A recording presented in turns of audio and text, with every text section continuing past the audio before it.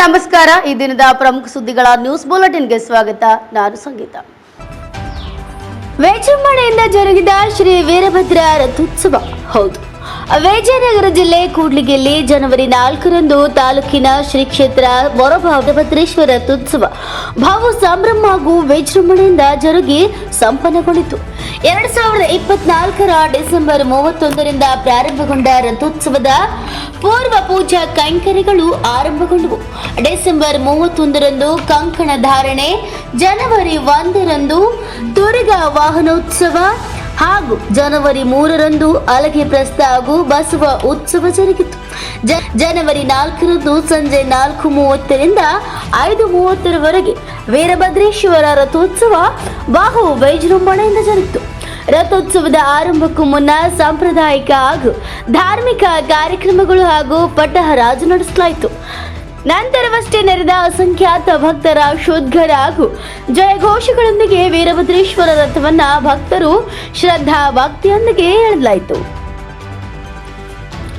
ವಿಜಯ Rishabhendra, NKS TV4 bureau report, Vijayanagara. ಅಮ್ಮ ಎಷ್ಟು ವರ್ಷದಿಂದ ಹೋಗ್ತಿರೋದು? 3 ವರ್ಷ ಅಮ್ಮ. ಪ್ರತಿ ವರ್ಷ ಹೋಗ್ತಿರೋದು?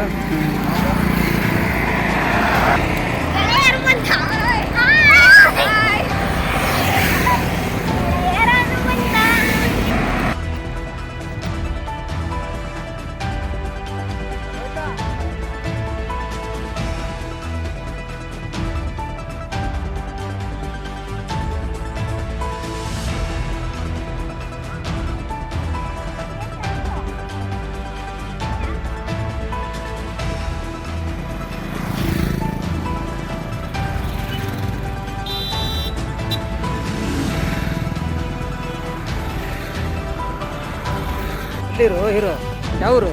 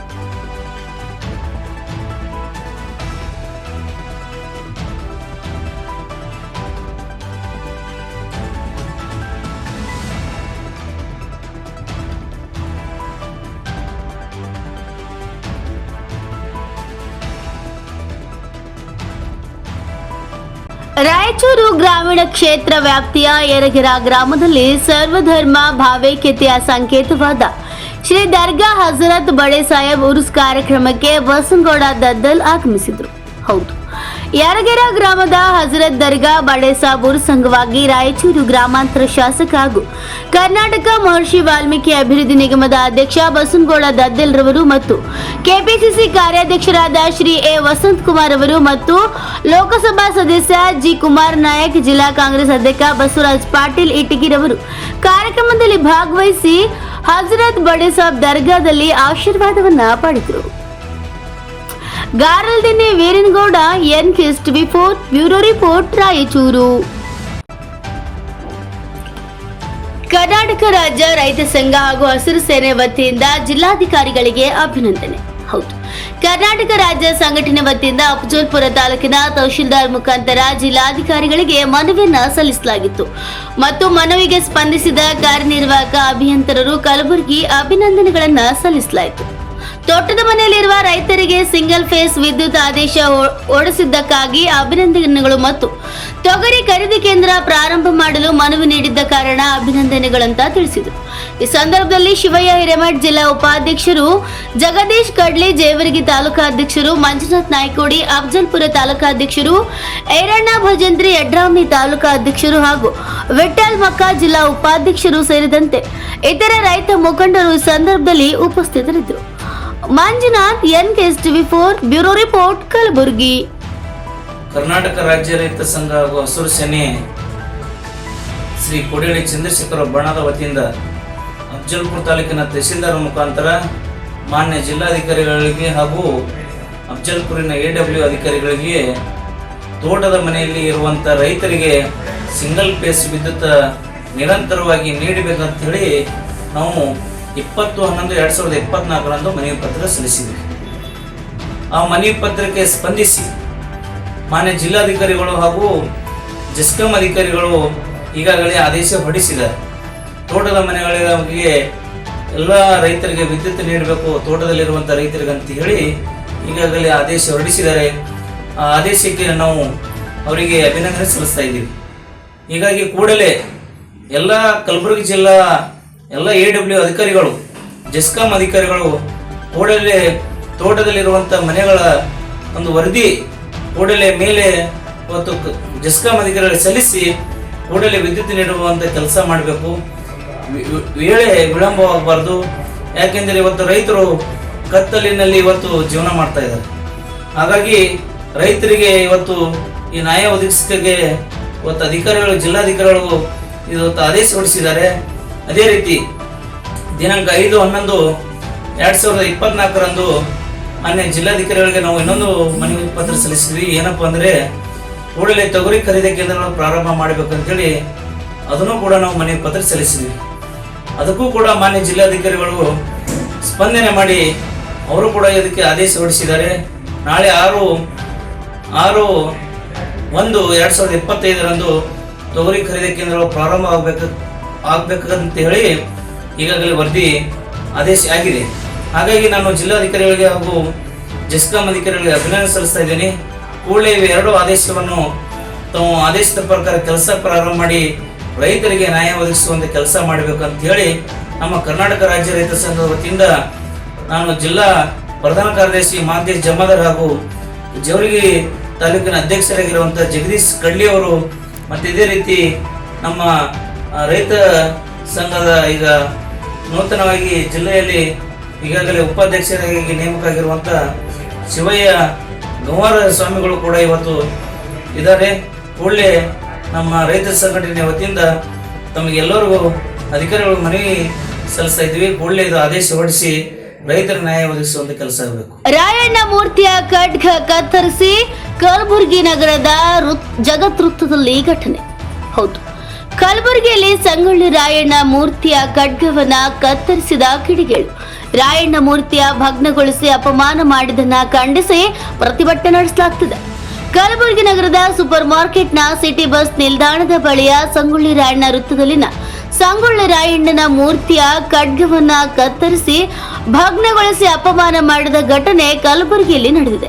ಕಿಡಿಗೇಡಿಗಳ ಕೃತ್ಯಕ್ಕೆ ಸಂಗೊಳ್ಳಿ ರಾಯಣ್ಣ ಅಭಿಮಾನಿಗಳು, ಸಮಾಜ ಬಾಂಧವರು ಕಲಬುರಗಿ ನಗರದ ಜಗತ್ ವೃತ್ತದಲ್ಲಿ ಟೈರ್ಗೆ ಬೆಂಕಿ ಹಚ್ಚಿ ಮಾಂತೇಶ್ ಕೌಲಿಗೆ ಅವರು ಆಕ್ರೋಶವನ್ನ ವ್ಯಕ್ತಪಡಿಸಿದರು, ಪ್ರತಿಭಟನೆಯನ್ನ ನಡೆಸಿದರು. Mallikarjun Sangolgi, NKS TV4 bureau report, Kalaburagi. Kalaburagi ನಗರದ ಏನು 60 ಬಸ್ ಸ್ಟ್ಯಾಂಡ್ ಹತ್ತಿರ ಇರ್ತಕ್ಕಂಥ ದೇಶಭಕ್ತ ದೇಶ ಪ್ರೇಮಿ, ಈ ದೇಶಕ್ಕೆ ಸ್ವಾತಂತ್ರ್ಯವನ್ನು ತಂದುಕೊಡುವಲ್ಲಿ ಪ್ರಮುಖ ಪಾತ್ರವನ್ನು ವಹಿಸಿರ್ತಕ್ಕಂಥ ಕ್ರಾಂತಿವೀರ ಸಂಗೊಳ್ಳಿ ರಾಯಣ್ಣನವರ ಮೂರ್ತಿಯನ್ನ ಈಗಾಗಲೇ ಪ್ರತಿಷ್ಠಾಪನೆ ಮಾಡಲಾಗಿದೆ. ಆ ಮಹಾನುಭಾವರ ಮೂರ್ತಿಗೆ ಯಾವುದೋ ಒಬ್ಬ ದುಷ್ಕರ್ಮಿ ಕಿಡಿಗೇಡಿ ಇವತ್ತು ದಿವಸ ಅವರ ಕೈಯಲ್ಲಿರುವ ಖಡ್ಗವನ್ನು ಮುರಿದು ಇಡೀ ಸಮಾಜಕ್ಕೆ, ಇಡೀ ರಾಜ್ಯ ಕರ್ನಾಟಕ ರಾಜ್ಯಕ್ಕೆ ಅವಮಾನ ಮಾಡಿರ್ತಕ್ಕಂಥದ್ದಿದೆ. ಈ ಅವಮಾನವನ್ನು ಖಂಡಿಸಿ ಇವತ್ತು ನಾವು ಜಗತ್ ಸರ್ಕಲ್ ನಲ್ಲಿ ಕ್ರಾಂತಿವೀರ ಸಂಗೊಳ್ಳಿ ರಾಯಣ್ಣ ಸಂಘದ ವತಿಯಿಂದ ಇವತ್ತು ದಿವಸ ನಾವು ಹೋರಾಟ ಮಾಡ್ತಾ ಇದ್ದೀವಿ. ನಾವು ಇವತ್ತು ದಿವಸ ಮಹಾನಗರ ಪಾಲಿಕೆಗೆ, ಜಿಲ್ಲಾಡಳಿತಕ್ಕೆ ಆಗ್ರಹ ಮಾಡ್ತಾ ಇದ್ದೀವಿ. ಏನಂತ ಆಗ್ರಹ ಮಾಡ್ತಾ ಇದ್ದೀವಿ ಅಂತಂದ್ರೆ, ಏನು ಇವತ್ತ ಕ್ರಾಂತಿವೀರ ಸಂಗೊಳ್ಳಿ ರಾಯಣ್ಣ ಮೂರ್ತಿಗೆ ನೀವು ಯಾವ ರೀತಿಯಾಗಿ ಬಂದೋಬಸ್ತ್ ಮಾಡಬೇಕಾಗಿತ್ತು, ಯಾವ ರೀತಿಯಾಗಿ ರಕ್ಷಣೆ ಕೊಡಬೇಕಾಗಿತ್ತು, ಅದನ್ನು ಕೊಟ್ಟಿಲ್ಲ. ಅದು ಕೊಡಬೇಕು ಅಂತ ಆಗ್ರಹ ಮಾಡ್ತಾ ಇದ್ದೀವಿ. ಕ್ರಾಂತಿವೀರ ಸಂಗೊಳ್ಳಿ ರಾಯಣ್ಣನ ರಕ್ಷಣೆ ಸಲುವಾಗಿ CC ಕ್ಯಾಮೆರಾ ಹಾಕಿಲ್ಲ. ಯಾಕೆ ಹಾಕಿಲ್ಲ ಅಂತ ಕೇಳ್ತಾ ಇದೀವಿ ನಾವು. ಯಾಕೆ ಹಾಕಿಲ್ಲ? CC ಕ್ಯಾಮೆರಾ ಹಾಕ್ಬೇಕು, ಪೊಲೀಸ್ ಬಂದೋಬಸ್ತ್ ಒದಗಿಸಬೇಕು. ಮತ್ತೆ ಏನು ಸಂಗೊಳ್ಳಿ ರಾಯಣ್ಣ ಮೂರ್ತಿ ಇವತ್ತು ಅದು ಭಗ್ನ ಆಗಿದೆ, ಅದನ್ನ ಆ ಮೂರ್ತಿ ಇವತ್ತಿನ ದಿವಸ ಮಹಾನಗರ ಪಾಲಿಕೆಯಿಂದ, ಸರ್ಕಾರದಿಂದ ಕಂಚಿನ ಪುತ್ರವನ್ನು ಮಾಡಿಸಿ ಕೂಡಿಸಬೇಕು ಅಂತ ಹೇಳಿ ನಾವು ಸಂಗೊಳ್ಳಿ ರಾಯಣ್ಣ ಸಂಘದ ಮುಖಾಂತರ ಇವತ್ತು ನೀವು ಒತ್ತಾಯ ಮಾಡ್ತಾ ಇದ್ದೀವಿ. ಕೂಡಲೇ ಏನಾದ್ರು ದುಷ್ಕರ್ಮಿ ಇವತ್ತು ಮಾಡಿದಾನ, ಅವನಿಗೆ ಕೂಡಲೇ ಅವನ ಮೇಲೆ FIR ಹಾಕಿ ಜೈಲಿಗೆ ಕಟ್ಟಬೇಕು ಅಂತ ಹೇಳಿ ನಾವು ಆಗ್ರಹ ಮಾಡ್ತಾ ಇದ್ದೀವಿ. ಹಾಗೇನೆ ಮೊನ್ನೆ ಆಳಂದ ತಾಲೂಕಿನಲ್ಲೂ ಸಹಿತ ಏನಾವತ್ತು ಕ್ರಾಂತಿವೀರ ಸಂಗೊಳ್ಳಿ ರಾಯಣ್ಣಗೆ ಕಲ್ಲು ಹೊಡೆದು ಅವಮಾನ ಮಾಡಿದಾರ. ಈ ಅವಮಾನವನ್ನ ಯಾವುದೇ ಕಾರಣಕ್ಕೂ ಇಡೀ ಕರ್ನಾಟಕ ಜನತೆ ಸಹಿಸೋದಿಲ್ಲ. ಆ ಕಾರಣಕ್ಕಾಗಿ ಕೂಡಲೇ ಅವರಿಗೆ ಗಡೀಪಾರು ಮಾಡಬೇಕು ಅಂತ ಹೇಳಿ ಆಗ್ರಹ ಮಾಡ್ತಾ ಇದ್ದೀವಿ.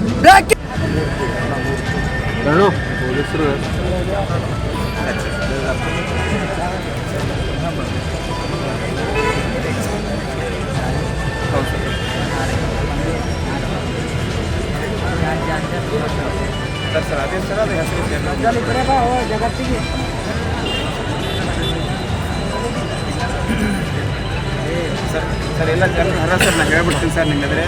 ನೋಡ್ರಿಪ್ಪ ಈಗ ಪ್ರಿಯಾಂಕ್ ಅವ್ರು ಮಾತಾಡಕತ್ತಾರ. ಈಗ ಯಾರು ಮಾಡ್ಯಾನ ಅವ್ನಿಗೆ ಇಮಿಡಿಯೇಟ್ ಅರೆಸ್ಟ್ ಮಾಡಿಸ್ತೀನಿ ಅಂತ ಹೇಳ್ಯಾರ. ಒಂದು ಆಮೇಲೆ ಸಂಗೊಳ್ಳಿ ರಾಯಣ್ಣ ಹೆಸರು ಹಿಡಿಯೋದನ್ನು ಓಕೆ ಮಾಡ್ತೀನಿ ಅಂತ ಹೇಳ್ಯಾರ ಸಾಹೇಬ್ರೆ.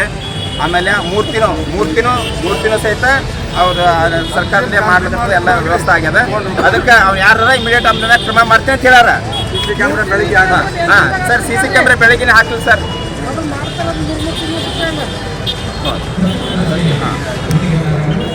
ನಾಳೇನು ಪೊಲೀಸ್ ಬಂದೋಬಸ್ತು ಮಾಡ್ಯಾರ. ಹೌದು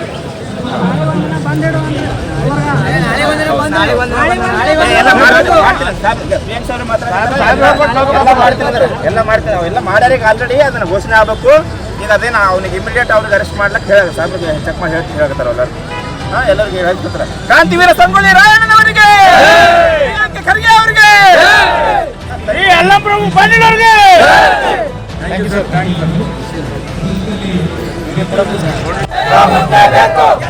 ಎಲ್ಲ ವರ್ಗ ಹೋರಾಟ, We want justice, we want justice. ಬೇಕೇ ಬೇಕು, ನ್ಯಾಯ ಬೇಕು, ಬೇಕೇ ಬೇಕು, ನ್ಯಾಯ ಬೇಕು. ಎಂತಕ್ಕಾಗಿ ಹೋರಾಟ, ನ್ಯಾಯಕ್ಕಾಗಿ ಹೋರಾಟ, ಎಂತಕ್ಕಾಗಿ ಹೋರಾಟ, ನ್ಯಾಯಕ್ಕಾಗಿ ಹೋರಾಟ. ಬೇಕೇ ಬೇಕು, ನ್ಯಾಯ ಬೇಕು, ಬೇಕೇ ಬೇಕು, ನ್ಯಾಯ ಬೇಕು. We want justice, we want justice. Gadag ಜಿಲ್ಲೆಯ ಲಕ್ಷ್ಮೇಶ್ವರ ತಾಲೂಕಿನ ಗೊಜನೂರು ಗ್ರಾಮದ ಮುರಾರ್ಜಿ ವಸತಿ ಶಾಲೆಯಲ್ಲಿ ಮೂಲ ಸೌಲಭ್ಯಕ್ಕಾಗಿ ಸುಮಾರು 2 ಕೋಟಿ ರೂಪಾಯಿ ವೆಚ್ಚದಲ್ಲಿ ಪುನರುಜ್ಜೀವನ ಕಾಮಗಾರಿಗೆ ಶಾಸಕ ಡಾಕ್ಟರ್ ಚಂದ್ರು ಲಮಾಣಿ ಭಾನುವಾರ ಭೂಮಿ ಪೂಜೆಯನ್ನು ನೆರವೇರಿಸಿದರು. ಈ ವೇಳೆ ಮಾತನಾಡಿದ ಅವರು, ವಸತಿ ಶಾಲೆಗಳಲ್ಲಿ ಕಲಿಯುತ್ತಿರುವ ಮಕ್ಕಳಿಗೆ ಮೂಲ ಸೌಲಭ್ಯಗಳ ಕೊರತೆ ಆಗಬಾರದೆಂಬ ಉದ್ದೇಶದಿಂದ 2 ಕೋಟಿ ರೂಪಾಯಿ ವೆಚ್ಚದಲ್ಲಿ ಪುನರುಜ್ಜೀವನ ನಿರ್ಮಾಣ ಕಾಮಗಾರಿ ಪ್ರಾರಂಭಿಸಲಾಗುತ್ತಿದ್ದು, ಮಕ್ಕಳ ತಮ್ಮ ವಿದ್ಯಾಭ್ಯಾಸದ ಕಡೆ ಹೆಚ್ಚು ಒಲವು ಕೊಟ್ಟು ಉತ್ತಮ ರ್ಯಾಂಕಿಂಗ್ ಪಡೆಯಬೇಕೆಂತ ಸಲಹೆಯನ್ನ ನೀಡಿದರು. ಈ ಸಮಯದಲ್ಲಿ ಗೊಜನೂರು ಗ್ರಾಮ ಪಂಚಾಯಿತಿ ಅಧ್ಯಕ್ಷರಾದ ಮಂಜುನಾಥ್ ಚಲವಾದಿ, ಮಹಂತ್ ಗೌಡ ಪಾಟೀಲ್, ನೆಂಗನಗೌಡ ಪಾಟೀಲ್, ಮಂಜುನಾಥ್ ಕಣ್ವಿ, ರಮೇಶ್ ದನದಮನಿ ಸೇರಿದಂತೆ ಶಿಕ್ಷಕರು, ವಿದ್ಯಾರ್ಥಿಗಳು, ಪಂಚಾಯಿತಿಯ ಸದಸ್ಯರು, ಹಿರಿಯ ಮುಖಂಡರು ಉಪಸ್ಥಿತರಿದ್ದರು. Veeranna Hadapat, NKS TV4 bureau report, Gadag. ಶಾಲೆಯ ಎಲ್ಲ ಸಿಬ್ಬಂದಿ ವರ್ಗಕ್ಕೂ ನಮಸ್ಕಾರಗಳನ್ನು ಮಾಡುತ್ತಾ ವಿಶೇಷವಾದಂಥ ಒಂದು ಕಾರ್ಯಕ್ರಮ. ಬಹಳ ದಿನದ ಹಿಂದುಳಿದ ವರ್ಗಗಳ ಕಲ್ಯಾಣ ಇಲಾಖೆಯಿಂದ ಮೂರಾರ್ಜಿ ಶಾಲೆಯನ್ನು ಪ್ರಾರಂಭಿಸಿದ್ರು. ಬಟ್ ಒಂದಿಷ್ಟು ಮೂಲಭೂತ ಸೌಕರ್ಯಗಳು ಇಲ್ಲದೇ ಇರುವುದರಿಂದ ಬಹಳಷ್ಟು ಕೊರತೆಯನ್ನು, ಬೇರೆ ಎಲ್ಲ ಮೂರಾರ್ಜಿ ಶಾಲೆಗಳು ಎಲ್ಲ ಮೂಲಭೂತ ಸೌಕರ್ಯವನ್ನು ಹೊಂದಿದೆ. ಆದರೆ ಮುಜನೂರಿರುವಂತಹ ಮೂರಾರ್ಜಿ ಶಾಲೆಯಲ್ಲಿ ಏನು ಕೊರತೆಗಳಿದೆ ಅಂತ ಹೇಳಿದ್ರೆ ಮತ್ತೆ ನೆಕ್ಸ್ಟ್ ಕಾರ್ಯಕ್ರಮ ಒಂದು ಸಭಾಭವನದಲ್ಲಿ ನೆರವೇರುತ್ತದೆ. ಅದು ಸಹಿತ ಇದರಲ್ಲಿದೆ. ಈಗೇನು ನೀವು ಕೂತ್ಕೊಂಡಿದ್ರೆ ಇದೇ ಜಾಗದಲ್ಲಿ ಒಂದು ಸಭಾಭವನ ಸಹಿತ ಆಗ್ತದೆ. ಅದರ ಜೊತೆಯಲ್ಲಿ ಹಾಸ್ಟೆಲಿಗೆ ಬಾಯ್ಸಿಗೆ 2 ಹಾಸ್ಟೆಲ್ ರೂಮ್ಸ್ಗಳು ಆಗ್ತದೆ ಮತ್ತು ಗರ್ಲ್ಸಿಗೂ ಸಹಿತ 2 ಕೊಠಡಿಗಳು ಸಹಿತ ಮಾಡಿಕೊಡ್ತವೆ. ಅದರ ಜೊತೆಯಲ್ಲಿ ಒಂದು ಫಂಕ್ಷನ್ ಆದರೆ ನೀವೇನು ಕೂತ್ಕೊಂಡಿದ್ರೆ ಈ ಜಾಗಕ್ಕೆ ಒಂದು ಫಂಕ್ಷನ್ ಆಗೋದು ಮಾಡಿದ್ದು. ಇನ್ನು ಉಳಿದಿರುವಂಥದ್ದು ನೀವೇನು ಆ ಎಂಡ್ವರೆಗೂ ರೋಡ್ ಏನು ಹೋಗ್ಬೇಕಲ್ಲ CC ರಸ್ತೆ ಆಗ್ತದೆ. ಇನ್ನು ಉಳಿದಿರೋದು ಕಾಂಪೌಂಡ್ ವಾಲು, ಮುಂದಿನ ಎಲ್ ಸೇಫ್ ಏನು ಈಗ ಆಲ್ರೆಡಿ ಎನರ್ಜಿ ಅವರು ಕೆಲಸ ಮಾಡ್ತಿದ್ದಾರೆ ಆ ಒಂದು ಎಲ್ ಸೇಫಿನ ಕಾಂಪೌಂಡ್, ಮತ್ತು ಇನ್ನು ಉಳಿದಿರುವಂಥದ್ದು ಬ್ಯಾಕ್ ಸೈಡ್ ಇನ್ನೊಂದು ಸ್ವಲ್ಪ ಉಳಿಬಹುದು. ಅದು ಉಳಿದಿರೋದು ಸಹಿತ ಆದಷ್ಟು ಬೇಗ ಮಾಡುವಂಥ ಕೆಲಸ ಸಹಿತ ಪ್ರಾರಂಭಿಸ್ತೀವಿ. ಟೋಟಲ್ ಆಗಿ 2 ಕೋಟಿ ರೂಪಾಯಿಗಳ ಒಂದು ಕಾಮಗಾರಿಯನ್ನು ನಿಮ್ಮ ಮೊರಾರ್ಜಿ ದೇಸಾಯಿ ಶಾಲೆ ಏನಿದೆ ವಸತಿ ಶಾಲೆಯಲ್ಲಿ ಇವತ್ತಿಂದ ಪ್ರಾರಂಭವಾಗ್ತದೆ. ಎಲ್ಲ ಈ ಮಜೂರು ಶಿಕ್ಷಣಕ್ಕಾಗಿ ಬಹಳಷ್ಟು ಆದ್ಯತೆಯನ್ನು ಕೊಟ್ಟಿದ್ದಾರೆ.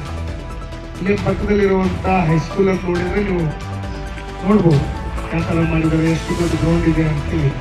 ವಿಶೇಷವಾಗಿ ಶಿಕ್ಷಣಕ್ಕೂ ಅಷ್ಟು ಬಹಳ ದೊಡ್ಡ ಪ್ರಮಾಣದ ಒಂದು ಒಲವನ್ನು ಕೊಟ್ಟಿದ್ದಾರೆ.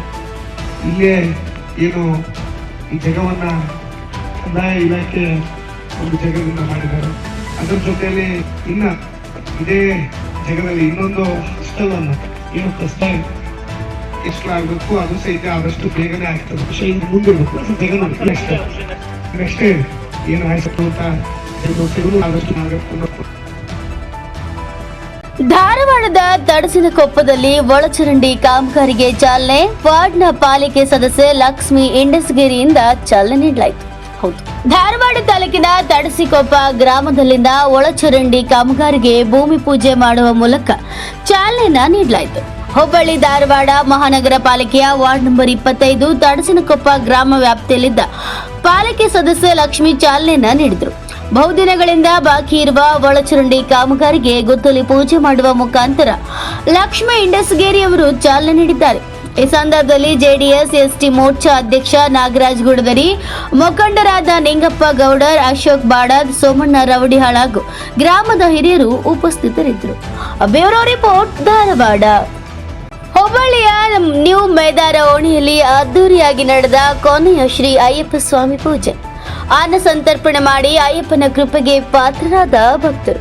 ಹೌದು, ವಾಣಿಜ್ಯ ನಗರಿಯ ನ್ಯೂ ಮೇದಾರ ಓಣಿಯ ಅಯ್ಯಪ್ಪ ಮಾಲಾಧಾರಿಗಳಿಂದ ಅಯ್ಯಪ್ಪ ಸ್ವಾಮಿಯ ಕೊನೆಯ ಪೂಜೆಯನ್ನ ಅದ್ದೂರಿಯಾಗಿ ಮಾಡಲಾಯಿತು.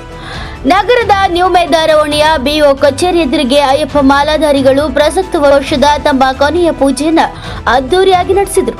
ಸಾವಿರಾರು ಸಂಖ್ಯೆಯಲ್ಲಿ ಭಕ್ತರು ಭಾಗಿಯಾಗಿ ಅಯ್ಯಪ್ಪ ಮಾಲಾಧಾರಿಗಳೊಂದಿಗೆ ಅಯ್ಯಪ್ಪ ನಾಮಸ್ಮರಣೆ ಮಾಡಿದ್ರು. ಹಣ್ಣು ಕಾಯಿಯೊಂದಿಗೆ ಕುಟುಂಬ ಸಮೇತರಾಗಿ ಬಂದ ಭಕ್ತರು ಪೂಜೆಯಲ್ಲಿ ಭಾಗಿಯಾಗಿ ತಮ್ಮ ಇಷ್ಟಾರ್ಥ ಸಿದ್ಧಿಗಾಗಿ ಪ್ರಾರ್ಥನೆ ನಡೆಸಿದ್ರು. ಬಳಿಕ ನಡೆದ ಅನ್ನ ಪ್ರಸಾದವನ್ನ ಸವಿದ ಭಕ್ತರು ದೇವರ ಕೃಪೆಗೆ ಪಾತ್ರರಾದರು. ಸಂಜೆ ನಡೆದ ಮಹಾಪಡಿ ಪೂಜೆಯಲ್ಲಿ ಭಾಗಿಯಾದ ಮಾಲಾಧಾರಿಗಳು ಹಾಗೂ ಭಕ್ತರು ಭಕ್ತಿಯಿಂದ ಅಯ್ಯಪ್ಪನ ನಾಮ ಸ್ಮರಿಸುತ್ತಾ ಭಕ್ತಿ ಮರೆದಿದ್ದು ಕೊನೆಯ ಪೂಜೆಯ ಕಳೆಯನ್ನ ಹೆಚ್ಚಿಸಿತ್ತು. Santosh Meda, NKS24, bureau report Dharwad. Cruiser ವಾಹನ ಮತ್ತು ಲಾರಿ ನಡುವೆ ಡಿಕ್ಕಿ, 8 ಜನರಿಗೆ ಗಾಯ.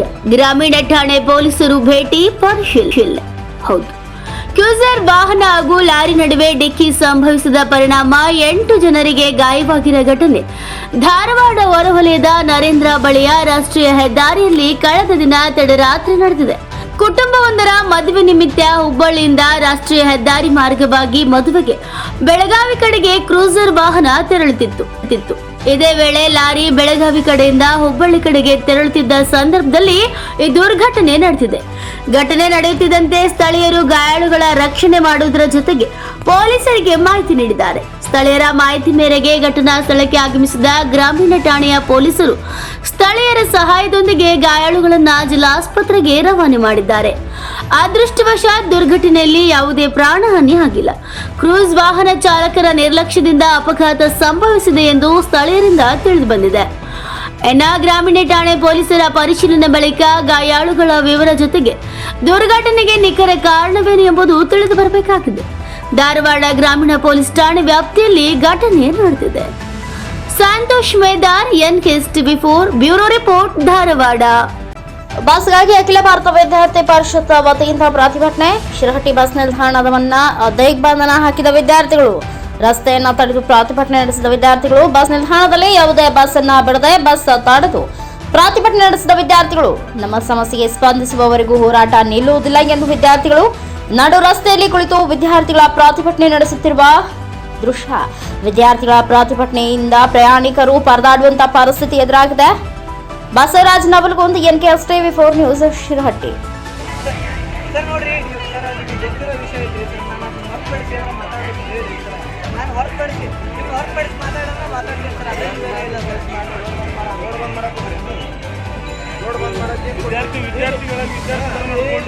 ಕರೆಸಿ ಮಾತಾಡೋದು ಸರ್, ಇಲ್ಲಿ ಸರಿ ಮಾಡಿಸ್ಕೊಟ್ಟು ಸರ್, ಮುಗಿದ ಸರ್, ಇಲ್ಲ ಕಂಟಿನ್ಯೂ ಆಗಿತ್ತು ಸರ್. ಹೋಗ್ತಾರೆ ಇಲ್ಲ sir. Sir please sir, request sir, ನಿಮ್ಮ ಅಂತ ಇದೊಂದು ಇಲ್ಲ ಇಲ್ಲ ಸರ್. ಅದ್ರಲ್ಲಿ ಏನು ಕರೆಸಿ ಇಲ್ಲೇ ಸರಿ ಮಾಡಿ ಎಲ್ಲ ಇಲ್ಲಾಂದ್ರೆ ಹೋರಾಟ ಕಂಟಿನ್ಯೂ ಇರುತ್ತೆ. ಬಿಲ್ಡಪ್ ತೊಗೊಳಕ್ಕೆ ಏನು ಬಂದಿಲ್ಲ ಸರ್. ಬಿಲ್ಡಪ್ ತೊಗೊಂಡು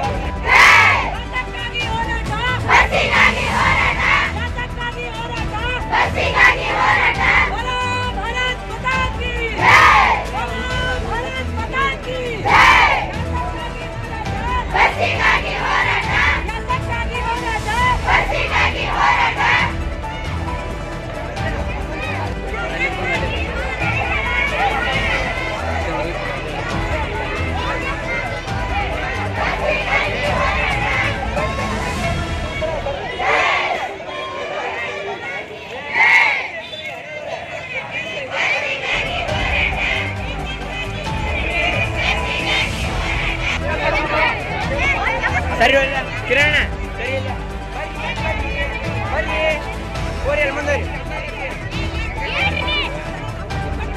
ಮುಂದೋರಿ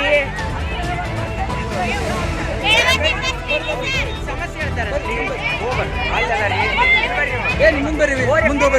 ಜೆಡಿಎಸ್ ಅಧ್ಯಕ್ಷ ಸ್ಥಾನಕ್ಕೆ ಹಪಹಪಿಸುವುದು ಇಲ್ಲ. ಸಿಂಧನೂರಿನಲ್ಲಿ ಪತ್ರಿಕಾಗೋಷ್ಠಿಯಲ್ಲಿ ನಿಖಿಲ್ ಕುಮಾರಸ್ವಾಮಿ, ನಾನು ಜೆಡಿಎಸ್ ಪಕ್ಷದ ಪ್ರಾಮಾಣಿಕ ಕಾರ್ಯಕರ್ತ, ರಾಜ್ಯಾಧ್ಯಕ್ಷ ಸ್ಥಾನ ಮತ್ತು ಇತರ ಯಾವುದೇ ಹುದ್ದೆಗಳಿಗೆ ನಾನು ಆಸೆ ಪಡುವುದಿಲ್ಲ. ಜೆಡಿಎಸ್ ಪಕ್ಷದ ರಾಜ್ಯಾಧ್ಯಕ್ಷನಾಗಬೇಕೆನ್ನುವ ನನಗಿಲ್ಲ ಎಂದು ಜೆಡಿಎಸ್ ಯುವ ಘಟಕದ ರಾಜ್ಯಾಧ್ಯಕ್ಷ ನಿಖಿಲ್ ಕುಮಾರಸ್ವಾಮಿ ಪತ್ರಿಕಾಗೋಷ್ಠಿಯಲ್ಲಿ ತಿಳಿಸಿದರು. ಅವರಿಂದು ಸಿಂಧನೂರು ನಗರದ ಸುದ್ದಿಗೋಷ್ಠಿಯಲ್ಲಿ ಮಾತನಾಡಿ, ರಾಜ್ಯಾಧ್ಯಕ್ಷ ಬದಲಾವಣೆ ಪಕ್ಷದ ವೇದಿಕೆಯಲ್ಲಿ ಯಾವುದೇ ಚರ್ಚೆ ಆಗಿಲ್ಲ. ಕುಮಾರಸ್ವಾಮಿ ಮತ್ತು ಅವರು ಕೇಂದ್ರ ಮಂತ್ರಿಯಾಗಿ ಪಕ್ಷದ ಅಧ್ಯಕ್ಷರಾಗಿ ಉತ್ತಮ ಕಾರ್ಯನಿರ್ವಹಣೆ ಮಾಡುತ್ತಿದ್ದಾರೆ. ಒಂದು ವೇಳೆ ಬದಲಾವಣೆ ಮಾಡುವಂತಿದ್ರೆ ಪಕ್ಷದ ಹಿರಿಯರು ಅನುಭವಿಗಳು ಇದ್ದಾರೆ, ಅವರಿಗೆ ಆದ್ಯತೆ ನೀಡಲಾಗುವುದು ಎಂದರು. ಈ ಸಂದರ್ಭದಲ್ಲಿ ಸಿಂಧನೂರು ಮಾಜಿ ಶಾಸಕ ವೆಂಕಟರಾವ್ ನಾಡಗೌಡ ಮತ್ತು ಮಾನ್ವಿ ಮಾಜಿ ಶಾಸಕ ವೆಂಕಟಪ್ಪ ನಾಯಕ, ದೇವದುರ್ಗ ಶಾಸಕ ಜಿ ಕರಿಯಮ್ಮ ನಾಯಕ, ರಾಯಚೂರು ಜಿಲ್ಲಾಧ್ಯಕ್ಷ ಎಂ ವಿರೂಪಾಕ್ಷಿ, ಕೊಪ್ಪಳ ಜಿಲ್ಲಾಧ್ಯಕ್ಷ CV ಚಂದ್ರಶೇಖರ್, ಮಹಾಂತೇಶ್ ಪಾಟೀಲ್ ಸೇರಿದಂತೆ ಇನ್ನು ಅನೇಕರು ಉಪಸ್ಥಿತರಿದ್ದರು. Garladinni Veeranagouda, NKSTV4 news, Raichur. ಸಂಪೂರ್ಣ ಬೆಂಬಲ. ನಾವು NDA ಮಿತ್ರ ಪಕ್ಷದ ಒಂದು ಮಿತ್ರಕೂಟದ ಭಾಗವಾಗಿರ್ತಕ್ಕಂಥ ಪಕ್ಷ JDS. ಒಟ್ಟಾರೆಯಾಗಿ ಸರ್ಕಾರದ ವೈಫಲ್ಯತೆಗಳು, ದುರಾಡಳಿತ, ಭ್ರಷ್ಟಾಚಾರ ಏನೇ ಇದ್ರೂ ಕೂಡ ನಾವು ಭಾರತೀಯ ಜನತಾ ಪಾರ್ಟಿ JDS ಇಬ್ಬರು ಕೂಡ ಸದನದ ಒಳಗಡೆ ಸದನದ ಹೊರಗಡೆ ಹೋರಾಟವನ್ನು ಮಾಡ್ತೇವೆ. ಅದರಲ್ಲಿ ಯಾವುದೇ ಅನುಮಾನ ಬೇಡ. ಮೈಸೂರು ಭಾಗದಲ್ಲಿ JDS ಬಲಿಷ್ಠವಾಗಿದೆ ಅಂತ ಹೇಳಿದ್ರು.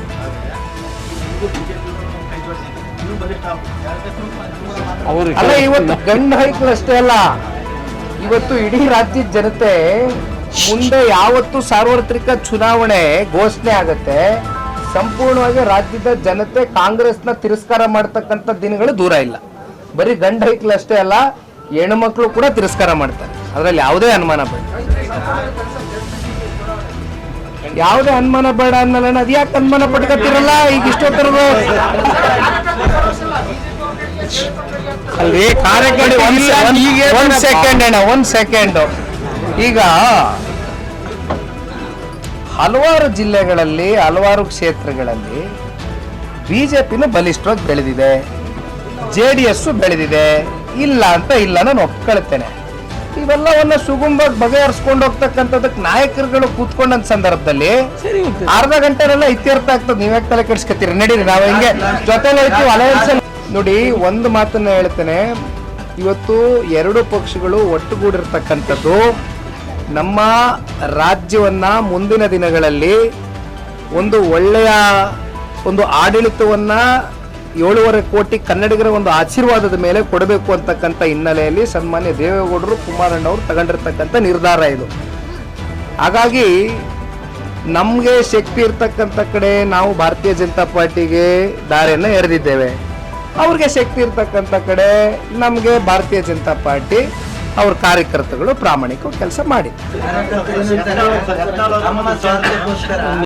ಮಂಡ್ಯದ ಹರ್ಡಿಕರ್ ಭವನದಲ್ಲಿ neon goes new sports karate academy, martial arts and fitness academy ಹಾಗೂ ಮಂಡ್ಯ ಸ್ಪೋರ್ಟ್ಸ್ ಕರಾಟೆ ಅಸೋಸಿಯೇಷನ್ ಇವರ ಸಹಯೋಗದೊಂದಿಗೆ 8ನೇ ವರ್ಷದ ಕರಾಟೆ ಶಾಲೆಯ ವಾರ್ಷಿಕೋತ್ಸವ ಹಾಗೂ ಮಂಡ್ಯ ಶಾಲೆಯ ಬೆಲ್ಟ್ ಗ್ರೇಡಿಂಗ್ ಪರೀಕ್ಷೆ ಜರುಗಿತು. ಕಾರ್ಯಕ್ರಮವನ್ನು ex army NSG black cat commando doctor K Vasanthapoovaiah ಅವರು ಉದ್ಘಾಟಿಸಿದರು. ಕಾರ್ಯಕ್ರಮದಲ್ಲಿ ನಿಯಾನ್ ಗೋಜು ನ್ಯೂ ಸ್ಪೋರ್ಟ್ಸ್ ಕರಾಟೆ ಅಕಾಡೆಮಿಯ ಮಂಡ್ಯ ಉಸ್ತುವಾರಿ ಪ್ರೇಮ್ ಕುಮಾರ್, DK ಕದಂಬ, ಸೇನೆ ರಾಜ್ಯಾಧ್ಯಕ್ಷರಾದ ಬೆಕ್ರಿ ರಮೇಶ್, ರಾಜ್ಯ ಗಂಗಾಮತ ನೌಕರರ ಸಂಘದ ಗೌರವಾಧ್ಯಕ್ಷರಾದ T ಕೃಷ್ಣಯ್ಯ, ಸಮಾಜ ಸೇವಕರಾದ ಮಿಸ್ಟರ್ ಕನ್ನಡಿಗ ಗಂಗಾದತ್ತ ಶರ್ಮಾ, ಶ್ರೇಯಾಜ್, ಸುನಿಲ್, ಭರತ್ ಕುಮಾರ್ ಸೇರಿದಂತೆ ಇತರರು ಉಪಸ್ಥಿತರಿದ್ದರು. Girish, NKS TV4 news, Mandya.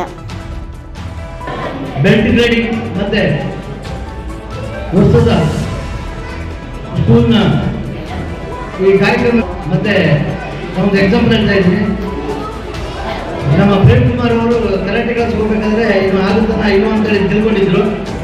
ಈಗ ಅವರೇ ಸ್ಟೇಜ್ ಮೇಲೆ ಬಂದು ಅವ್ರ ಮಗನನ್ನು ಅವರು ಇಷ್ಟು ಎತ್ತರಕ್ಕೆ ಹೋಗಿದ್ದಾರೆ ಅಂತೇಳಿ ಅವರು ಆಸೆ ಪಡ್ತಾ ಇದ್ದಾರೆ, ಖುಷಿ ಪಟ್ಟಿದ್ದಾರೆ.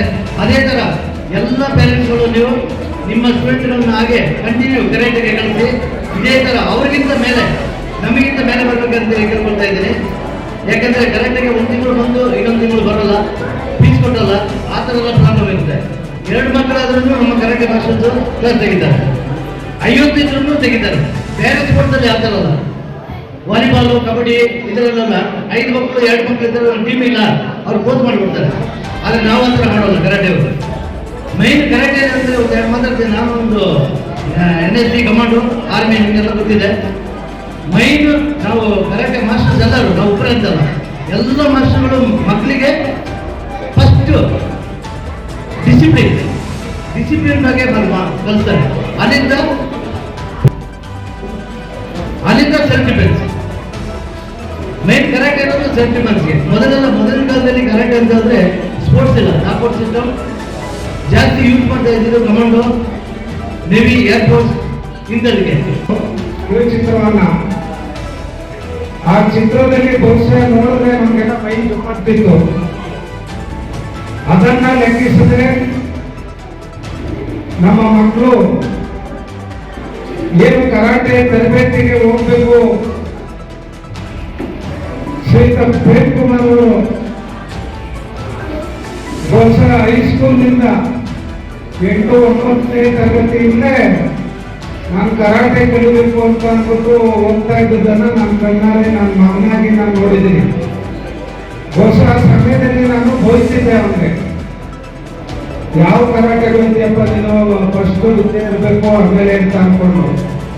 ಬಹುಶಃ ಈ ಸಾಧನೆ ಎಲ್ಲ ನೋಡಾದ್ಮೇಲೆ ಲೂಧಿಯಾನಕ್ಕೆ ಹೋದ್ರು, ಮತ್ತೆ ಉತ್ತರ ಪ್ರದೇಶದಲ್ಲಿ ರಾಷ್ಟ್ರ ಮಟ್ಟಕ್ಕೆ ಹೋದ್ರು.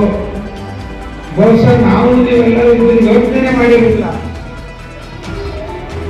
ಏನು ಡಾಕ್ಟರ್ ವಸಂತಪೂವಯ್ಯ ಮತ್ತೆ ನಮ್ಮ ಇವತ್ತು ತಾಲೂಕು ಮತ್ತು ಜಿಲ್ಲೆಯಲ್ಲಿ ತರಬೇತಿದ್ದಾರೆ, ಅವರೆಲ್ಲರ ಆಶೀರ್ವಾದದೊಂದಿಗೆ ಕರ್ನಾಟಕ ರಾಜ್ಯದ ಇತಿಹಾಸದಲ್ಲಿ ಬಹುಶಃ ಮಂಡ್ಯ ಜಿಲ್ಲೆಯಿಂದ ಕರಾಟೆಯಲ್ಲಿ ರಾಜ್ಯ ಮಟ್ಟದಿಂದ ರಾಷ್ಟ್ರ ಮಟ್ಟ, ರಾಷ್ಟ್ರ ಮಟ್ಟದಿಂದ ಅಂತಾರಾಷ್ಟ್ರೀಯ ಮಟ್ಟಕ್ಕೆ ಹೋಗೋದ್ರಿಂದ ಈ ಏನು ಸಾಧನೆಗೆ ಚಪ್ಪಾಳೆ ಮುಖಾಂತರ ನಾವು ಅಹಿಂದ ಕರ್ನಾಟಕ ಅಲ್ಪಸಂಖ್ಯಾತರ ಹಿಂದುಳಿದ ದಲಿತರ ಒಕ್ಕೂಟದ ವತಿಯಿಂದ ನಾಳೆ 7/1/2025 ಕಾರ್ಯ ಕೊಟ್ಟಿದ್ದೇವೆ ಎಂದು ಮೈಸೂರು ತಾಲೂಕು ಅಧ್ಯಕ್ಷರಾದ ನುಗ್ಗಹಳ್ಳಿ ಶಿವಕುಮಾರ ಚಿಕ್ಕಣ್ಣಗೌಡ ಅವರು ಇಂದು ಮೈಸೂರಿನ ಜಲದರ್ಶಿನಿಯಲ್ಲಿ ಪತ್ರಿಕಾಗೋಷ್ಠಿ ನಡೆಸಿ ಮಾಹಿತಿ ನೀಡಿದರು. ನಂತರ ಮಾತನಾಡಿದ ಅವರು, ಸಂವಿಧಾನ ಶಿಲ್ಪಿ ಡಾಕ್ಟರ್ ಬಾಬಾ ಸಾಹೇಬ್ ಅಂಬೇಡ್ಕರ್ ಅವರ ಬಗ್ಗೆ ಅವಹೇಳನ ಹೇಳಿಕೆ ನೀಡಿರುವ ಕೇಂದ್ರ ಸಚಿವ ಅಮಿತ್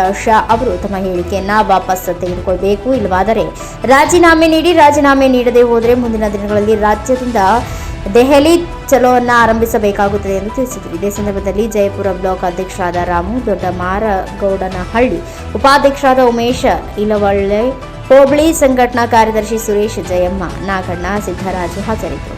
ಟಿಎಸ್ ನನ್ನ ಹೆಸರು ಶಿವಕುಮಾರ್ ಅಂದ್ಬಿಟ್ಟು ಅಹಿಂದ ತಾಲೂಕು ಅಧ್ಯಕ್ಷರು. ಗೃಹ ಮಂತ್ರಿಯಾದ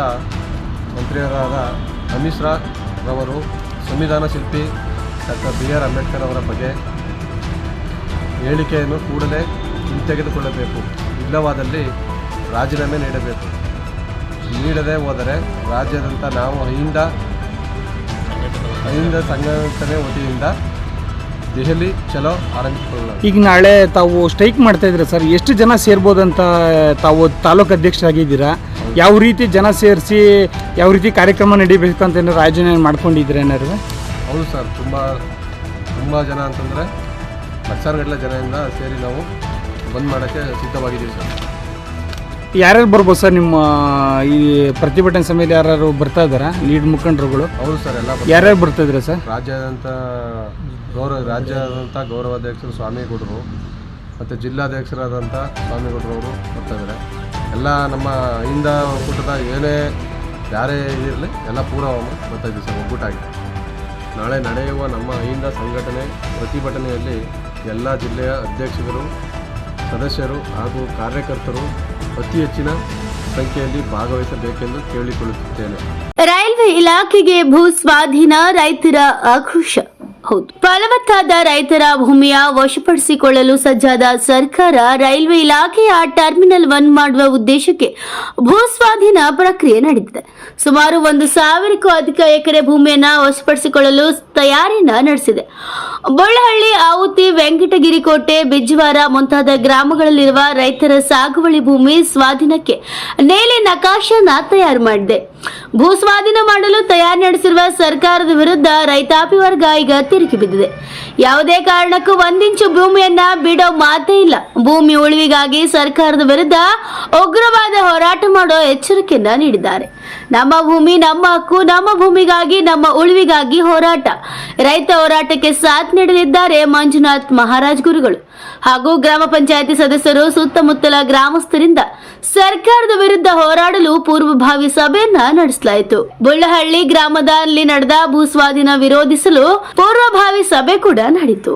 ಯಲೆಯೂರು Radhakrishna, NK/4 bureau report, Bengaluru. ಒಟ್ಟು 15,000ವರೆಗೂ ಜನಸಂಖ್ಯೆ ಇದೆ. ರೈತ ವರ್ಗದವರೇ ಜಾಸ್ತಿ ಇರೋದು, ಎಲ್ಲ ರೈತರೇ ನಾವು ಕೆಲಸ ಮಾಡ್ತಾರೆ. ಜನಸಂಖ್ಯೆಯನ್ನು ಈ ತರ ಬಳಸ್ತಾ ಇರೋದ್ರಿಂದ ತುಂಬಾ ತೀವ್ರವಾಗಿ ಗೊಂದಲ ಆಗ್ಬಿಟ್ಟಿದೆ ರೈತರಿಗೆ. ಬೇರೆ ಏನು ವಿಧಿ ಇಲ್ಲ, ನಮ್ಗೆ ಮಾರ್ಗ ಏನು ಅನ್ನೋ ಮಟ್ಟಕ್ಕೆ ಹೋಗ್ಬಿಟ್ಟಿದ್ದಾರೆ. ಈಗ ನಮ್ಗೆ ವ್ಯವಸಾಯ ಬಿಟ್ರೆ ಬೇರೆ ಏನು ಇಲ್ಲ, ವ್ಯವಸಾಯನೇ ಒಂದು ಇದಾಗಿರೋದ್ರಿಂದ ನಮ್ಗೆ ಯಾವುದೇ ಕಾರಣಕ್ಕೂ ನಮ್ಮ ಸರ್ವೆ ನಂಬರ್ಗಳಾಗಿರ್ಬೋದು, ನಮ್ಮ ಭೂಮಿ ಆಗಿರ್ಬೋದು, ಯಾವುದೇ ಕಾರಣಕ್ಕೂ ನಾವು ಸರ್ಕಾರಕ್ಕೆ ಒಂದಡಿ ಕೂಡ ಭೂಮಿ ಕೊಡಲ್ಲ. ನಾವು ಹೋರಾಟ ಮಾಡೋಕ್ಕೂ ರೆಡಿ ಇದ್ದೀವಿ. ಆಗಿರ್ಬೋದು, MLA ಡೆಲ್ಲಿವರೆಗೂ ಹೋಗೋ ಕೂಡ ನಾವು ರೆಡಿ ಇದ್ದೀವಿ, ಸಿದ್ಧ ಆಗಿದ್ದೀವಿ. ನಾವು ಯಾವುದೇ ಕಾರಣಕ್ಕೂ ನಮ್ಮ ಭೂಮಿ ನಾವು ಕೊಡಕ್ ರೆಡಿ ಇಲ್ಲ. ಮಂಜುಳ, ಗ್ರಾಮ ಪಂಚಾಯತಿ ಮೆಂಬರ್. ಮಾಡಿ ತೋರಿಸಿದ್ದಾರೆ. ಗ್ರಾಮಾಂತರ ಪ್ರದೇಶಗಳನ್ನ ದುರುಪಯೋಗ ಪಡಿಸ್ಕೊಳ್ತಾ ಇದ್ದಾರೆ. ಇಂಟರ್ನ್ಯಾಷನಲ್ ಏರ್ಪೋರ್ಟ್ ಬಂದು ನಮ್ಮ ರೈತರು ಏನು ಫ್ಲೈಟಲ್ಲಿ ಓಡಾಡ್ತಾ ಇದ್ದಾರಾ? ಏನಿಲ್ಲ ಅಲ್ವಾ? ಆದ್ರಿಂದ ನಿಮ್ಮ ಗೌರ್ಮೆಂಟ್, ನಿಮ್ಮ ಸರ್ಕಾರಕ್ಕೆ ಉಪಯೋಗ ಆಗುವಂತಹ ಕಾರ್ಯಕ್ರಮಗಳು, ಯೋಜನೆಗಳನ್ನ ನೀವು ಮಾಡ್ಕೊಳ್ತಾ ಇದ್ದೀರಾ ಅಷ್ಟೇನೆ. ಇಲ್ಲಿ ನಷ್ಟ ಆಗ್ತಾ ಇರೋದು ರೈತಾಪಿ ವರ್ಗಕ್ಕೆ, ಸಾಮಾನ್ಯ ಮಧ್ಯಮ ವರ್ಗದವರಿಗೆ, ಬಡವರಿಗೆ.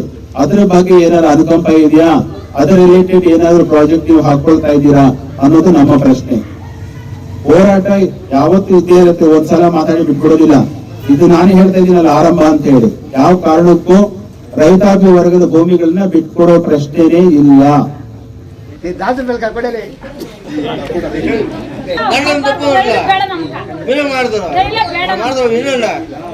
ಬೇಕಿಲ್ಲ ನಮಗ ಕೂಲಿ ಮಾಡ್ಕೊಂಡು ತಿನ್ನೋರ್ ಕೆತ್ತೋಗ್ಬೇಕು ನಾವು.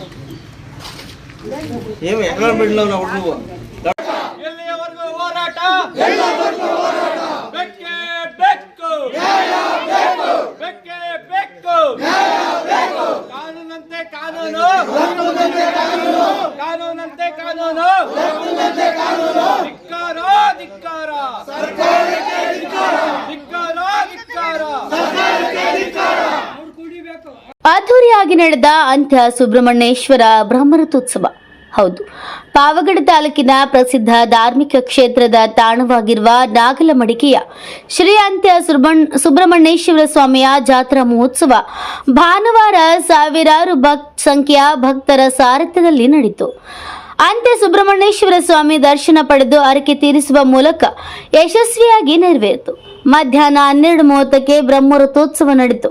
ರಥೋತ್ಸವಕ್ಕೆ ಶಾಸಕ ಎಚ್.ವಿ. ವೆಂಕಟೇಶ್, ಮಾಜಿ ಸಚಿವ ವೆಂಕಟರಮಣಪ್ಪ ಮತ್ತು ಆಂಧ್ರದ ಮಾಜಿ ಸಚಿವೆ ಪರಾಟಲ ಸುನೀತಮ್ಮ ಸೇರಿದಂತೆ ಹಲವು ಅಧಿಕಾರಿಗಳು ಚಾಲನೆಯನ್ನ ನೀಡಿದರು.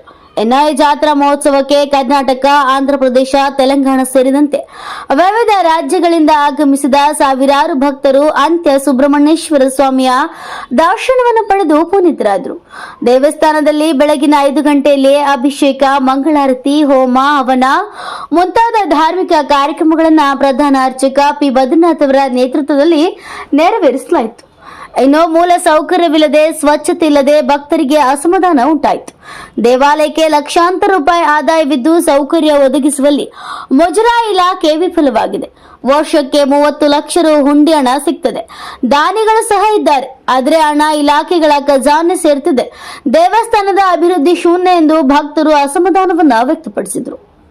ಈ ಸಂದರ್ಭದಲ್ಲಿ ಅಪರ ಜಿಲ್ಲಾಧಿಕಾರಿ doctor N. Thippeswamy, Madhugiri AC, Goturu Shivappa, tahsildar DN. Varadaraju, ಆರ್ಐಗಳಾದ ನಾರಾಯಣ್, ರಾಜಗೋಪಾಲ್, ಕಿರಣ್ ಕುಮಾರ್ ಸೇರಿದಂತೆ ಹಲವರು ಕಾರ್ಯಕ್ರಮದಲ್ಲಿ ಪಾಲ್ಗೊಂಡಿದ್ದರು. Anil Yadav, NKS TV4 bureau report, Tumakuru.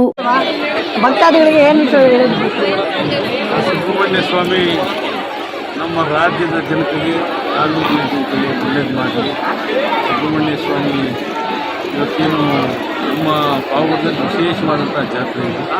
ತುಂಬ ಹೆಚ್ಚಿನ ಸಂಖ್ಯೆಯಲ್ಲಿ ಜಾತ್ರೆಗೆ ಭಕ್ತಾದಿಗಳು ಬಂದಿದ್ದಾರೆ. ತುಂಬ ಅದ್ಭುತವಾಗಿ ಜಾತ್ರೆ ನಡೀತಾ ಇದೆ. ಮುಂದಿನ ದಿನಗಳಲ್ಲಿ ನಮ್ಮದು ನಮ್ಮ ADC ಸಾಹೇಬರು ಇದ್ದಾರೆ, ತಹಸೀಲ್ದಾರ್ ಎಲ್ಲ ಇದ್ದಾರೆ, ಇಸ್ರೋಪ್ ಸರ್ ಇದ್ದಾರೆ.